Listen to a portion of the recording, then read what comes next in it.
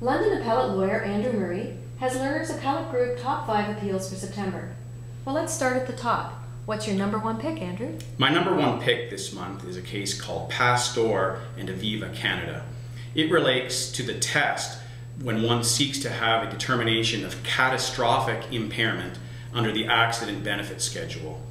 The Court of Appeal affirmed once again the need to adopt a broad and liberal interpretation of the accident benefit schedule, which is a first-party contract, and found in Ms. Pastore's favor.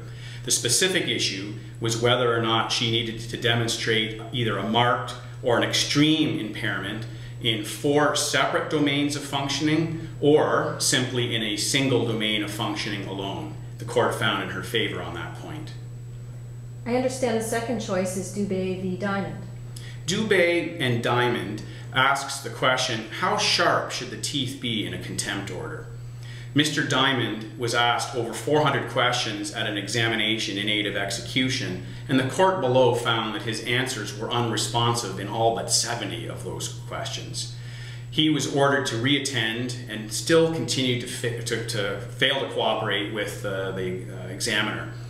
Ultimately, contempt motions were brought, and in combination, he was sentenced to 42 days in imprisonment and a fine of $40,000. The Court of Appeal upheld those findings, finding indeed that the teeth must be very sharp. Number 3, Aragona v. Aragona. What's it all about? Aragona is an unfortunate case arising from a gentleman who was the guardian of property for his mother who suffered from Alzheimer's disease.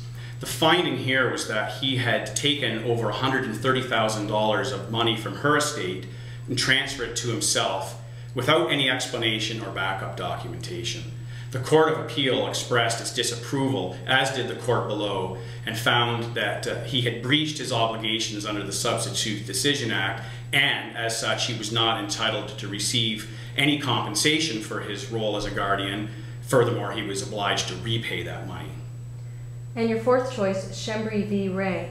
Schembri and Ray is a decision that deals with the pleadings, a motion to amend pleadings. We see this very often in the courts, particularly motions court and in the Superior Court. We don't get these decisions as frequently in the Court of Appeal, and that's why it's on my list. Essentially, the court, in looking at Rule 26 of the Rules of Civil Procedure, says that one need not look too far behind the proposed pleading to determine whether or not it ought to be granted, and the amendment was allowed here. And rounding out the top 5.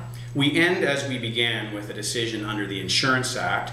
Sienna Foods and Old Republic determines when and how, under Section 263 of the Insurance Act, the lessee of a vehicle whose goods are damaged in transit is to get paid. Ultimately, it answers the question in favor of Sienna Foods, reversing the original decision from the Superior Court, finding that Old Republic was in fact responsible to pay for the losses. Well, thank you very much. Thank you.